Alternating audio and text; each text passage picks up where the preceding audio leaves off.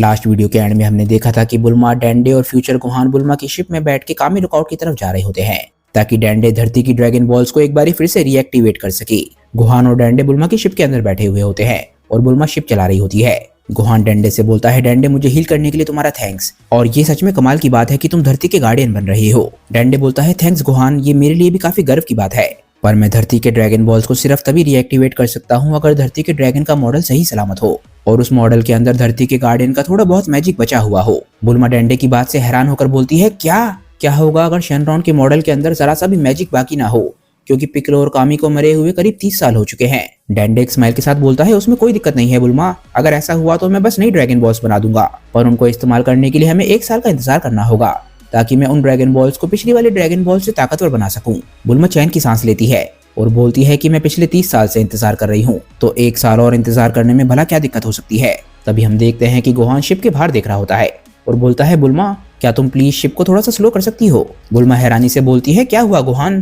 Gohan बोलता है कि मैं यहीं पे उतरूंगा। बुल्मा बोलती है, क्या तुम्हें इस बात का विश्वास है, हम अभी भी लुकआउट से काफी दूरी पर हैं। गोहान बोलता है, हाँ मैं पीछे से उतर जाऊंगा। बुल्मा इसके बाद शिप को पीछे से खोलती है। गोहान शिप से उतरता हुआ काफी खुश लग रहा होता है और बोलता है कि मैं आप लोगों से कामी लुकआउट पर मिलता हूँ, कुछ देर में मिलेंगे दोस्तों। तभी गोहान शिप से छलांग लगाता है और एकदम से ही दूसरी डायरेक्शन में जाने लग जाता है। गोहान बहुत ही तेजी से एक स्पेसिफिक डायरेक्शन में बढ़ने लग जाता है। उसे देख के ऐसा लग रहा होता है कि उसके दिमाग में कुछ ऐसा चल रहा है जो कि कामी लुकआउट पे जाने से भी बहुत ज्यादा जरूरी है और वो ये काम करने के लिए इंतजार नहीं करना चाहता।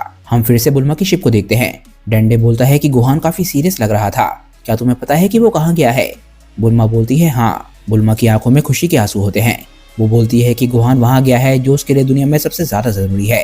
हम देखते हैं कि गोहान हल्का सा धीमा हो गया होता है और तभी वो कुछ देखता है। वो बोलता है कि मैं यहाँ पर पहुंच गया, बहुत लंबा समय बीत गया है। गोहान एक बहुत ही जाने पहचाने घर को देख रहा होता है।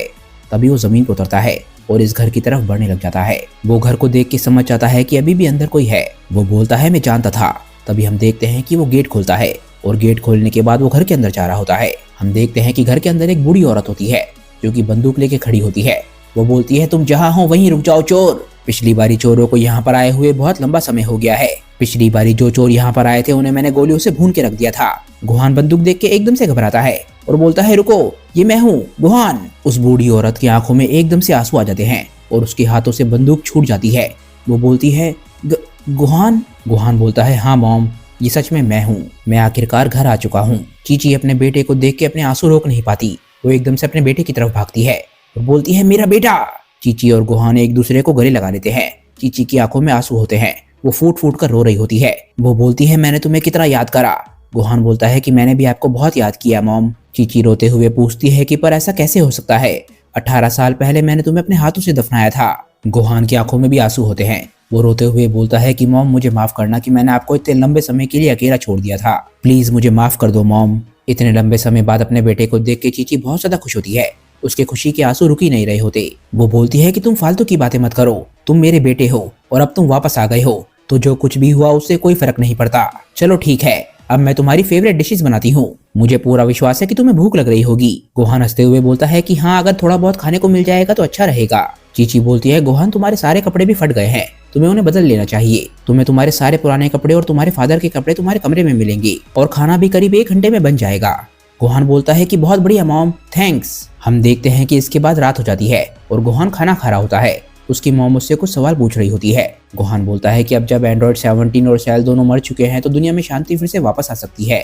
गोहान अपनी मॉम से सवाल पूछता है। गोहान बोलता है कि जब मैं वापस लौटा तो मैंने देखा कि ग्रैंडफादर का नाम हमारी फैमिली ग्रेव पर है, तो वैसे ये किसका काम था, सेल या साइबॉर्ग्स। गोहान ऑक्स किंग की बात कर रहा है। चीची बोलती है कि तुम्हारे ग्रैंडफादर कुछ सालों पहले हमें अलविदा कर गए, तुम्हारी मौत ने उन्हें सबसे ज्यादा दुख पहुंचाया था, वो उससे कभी उभर ही नहीं पाए। आज वो तुम पे बहुत ज्यादा प्राउड फील कर रहे होंगे जब उन्हें पता चला होगा कि तुम हो जिसने हमें एंड्रॉइड्स और सेल से आजाद करवाया। मैंने सेल के बारे में सर्वाइवर्स की रेडियो फ्रिक्वेंसी पर सुना था, पर माउंट पाओजू हर जगह से इतना ज्यादा दूर है कि यहाँ तक कुछ पहुंच ही नहीं पाता।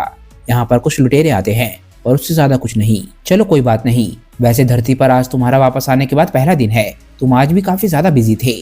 मुझे उन 18 सालों के बारे में बताओ जो कि तुमने दूसरी दुनिया में बिताए थे और उस समय में तुमने क्या किया। गोहान बोलता है, वैसे तो ये काफी लंबी कहानी है, पर मैं आपको छोटे में बताता हूँ। पहले 8 साल मैंने डैड और पिकलो के साथ ट्रेनिंग करी, पर उसके बाद किंग काया की मदद से मुझे 10 साल पढ़ने का मौका मिला और मैंने बहुत महान साइंटिस्ट के साथ 10 साल बिताए। चीची हैरान होकर बोलती है, क्या सच में तुम गोकू के साथ थे? अब वो कैसा है? गोहान बोलता है डैड अब ठीक है मॉम, पर आप इस बात से सरप्राइज नहीं होंगी कि वो ज्यादातर समय ट्रेनिंग करते रहते हैं और सच बताऊं तो वो आपको काफी ज्यादा मिस करते हैं। एक भी दिन ऐसा नहीं जाता जिस दिन वो आपकी कुकिंग के बारे में बात ना करे। चीची खुश होकर एक बार फिर से रोने लग जाती है और बोलती है कि मेरा गोकू अभी भी मेरे बारे में सोचता है।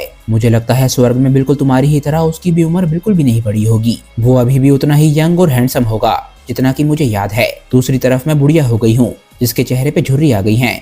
ये सही बात नहीं है। गोहान अपने मन में बोलता है कि लगता है ये सही समय नहीं है मॉम को बताने का कि बुल्मा को उसके 30s वापस मिल गए हैं। चीची गोहान के लिए लगातार खाना बना रही होती है और बोलती है कि मैं देख सकती हूँ कि तुम्हें आज भी उतनी ही भूख लगती है। मेरे बेटे मैंने तुम्हारे लिए ही तुम्हारी सारी फेवरेट डिशेस बनाई हैं, एंजॉय करो, तुम इसे डिजर्व करते हो। गोहान अपनी मॉम के हाथ का खाना खाते हुए बहुत ज्यादा खुश लग रहा होता है और बोलता है थैंक्स मॉम, आप सच में दुनिया की सबसे महान कुक हो। चीची गोहान के साथ बैठ के खाना खा रही होती है और बोलती है कि मुझे याद आया, तुमने मुझे ये तो बताया ही नहीं कि बुल्मा की आखिरी विश क्या थी। मुझे लगता है कि उसने मांगा होगा कि वेजिटा एक बार फिर से जिंदा हो जाए। सही कहा ना? गोहान बोलता है नहीं, वैसे ये बात नहीं है, उसने परुंगा से मांगा कि उसकी 30s वापस आ जाए। चीची बिल्कुल हैरान रह जाती है और बोलती है क्या? इसी तरीके से रात बीत जाती है और करीब 31 साल बाद सूरज उगता है। एक बारी फिर से शांति भरी दुनिया में हम देखते हैं कि गोहान घर से जा रहा होता है। चीची काफी निराश लग रही होती है। वो बोलती है गोहान मैं जानती हूँ कि तुम सर्वाइवर्स की मदद करना चाहते हो, पर मुझसे वादा करो कि तुम मुझे देखने के लिए आते रहोगे। गोहान बोलता है मॉम चिंता मत करो, जब भी पॉसिबल होगा मैं आपसे मिलने जरूर आऊंगा। तभी चीची गुस्से में बोलती है कि हाँ एक और बात, ये मत भूलना कि तुम्हें बुल्मा को याद दिलाना है कि वो ना भूले कि मुझे भी मेरी जवानी वापस चाहिए। गोहान बोलता है ओके मॉम, मैं उसे ये बात जरूर कहूंगा, आपसे मैं फिर मिलता हूँ। इतना बोलते ही गोहान अपनी मॉम के पास से चला जाता है। हम देखते हैं कि वो बहुत तेजी से उड़ रहा होता है। वो खुद से बोलता है कि सर्वाइवर्स पूरे प्लेनेट पर फैले हुए हैं तो उन्हें ढूंढने में काफी समय लगेगा ताकि हम उनकी मदद कर पाएं। मैं उम्मीद करता हूँ कि डैंडे हमें नई ड्रैगन बॉल्स दे पाएगा ताकि हम धरती को एक बार फिर से रिपेयर कर सकें और उस सारे नुकसान को सही कर सकें जो कि साइबॉर्ग्स और सेल ने हमारे प्लेनेट को पहुंचाया है। तभी गोहान अपने सामने कुछ देखता है और बोलता है कि मैं मास्टर कोरिन के टावर को देख सकता हूँ, मैं वहां पर बस पहुंचने ही वाला हूँ। टावर तक पहुंचते ही हम देखते हैं कि गोहान ऊपर की तरफ उड़ने लग जाता है। उसे बीच में कोरिन टावर दिखता है। कोरिन टावर में उसे कोरिन नहीं दिखता और वो ऊपर की तरफ निकल जाता है। हम देखते हैं कि आखिरकार वो कामी लुकआउट तक पहुंच जाता है और वहां पर जाकर उतरता है। हम देखते हैं कि कोरिन टावर पर 2 लोग ऑलरेडी होते हैं। गोहान उन दोनों लोगों को पहचानता है। ये होते हैं बुल्मा और डैंडे। गोहान बोलता है दोस्तों कैसे हो? बुल्मा बोलती है गोहान। बुल्मा पूछती है चीची कैसी है? गोहान बोलता है कि मॉम ठीक है और तुमने मुझे जिंदा करने के लिए जो कुछ भी मेहनत करी है उसके लिए तुम्हारा भी थैंक्स। गोहान बोलता है एक बात और, वो चाहती है कि तुम कोई तरीका ढूंढो ताकि वो भी एक बार फिर से जवान हो सके। बुल्मा बोलती है कि मैं ऑलरेडी इस बारे में सोच चुकी हूँ और मेरे पास एक आइडिया भी है और मुझे नई लैब की जरूरत है। डैंडे बोलता है भविष्य में अच्छा रहेगा कि ऐसे विशेष के लिए ड्रैगन बॉल्स का इस्तेमाल ना किया जाए। गोहान हंसते हुए बोलता है ऑफ कोर्स, सही कहा ना बुल्मा। तभी गोहान जमीन पे रखी हुई एक चीज देखता है और बोलता है अच्छा तो यह है शेनरॉन का मॉडल। डैंडे बोलता है हाँ, और मुझे मानना पड़ेगा कि ये काफी ओरिजिनल मॉडल है, इस तरीके का मॉडल मैं पहली बार ही देख रहा हूँ। डैंडे बोलता है बुल्मा सही बोल रही थी, मॉडल के अंदर जरा सा भी मैजिक नहीं बचा है, इसीलिए मॉडल को एकदम से रीएक्टिवेट करना पॉसिबल नहीं है, पर फिर भी एक सही सलामत मॉडल होना हमारे लिए काफी अच्छा है। इनसे मैं शायद ओरिजिनल ड्रैगन बॉल्स बना सकता हूँ। बुल्मा पूछती है ओरिजिनल ड्रैगन बॉल्स वो क्या होती हैं? डैंडे बोलता है इन्हें कहा जाता है एंसेस्ट्रल ड्रैगन बॉल्स। इनको बनाना सिर्फ उन नेमेक्स की वजह से पॉसिबल है जो कि बहुत लंबे समय पहले आए थे, जो नेमेक्स एंशिएंट नेमेक पर थे, जिनके क्रिएटर्स ने इन ड्रैगन बॉल्स को बनाने का फॉर्मूला बनाया था। नेमेक लेजेंड्स में इन ड्रैगन बॉल्स की ताकत ऐसी बताई जाती है जिनकी बराबरी नहीं की जा सकती। कोई भी नेमेकियन एल्डर इसे हजारों सालों से नहीं बना पाया है, पर मेरे पास वो ताकत है।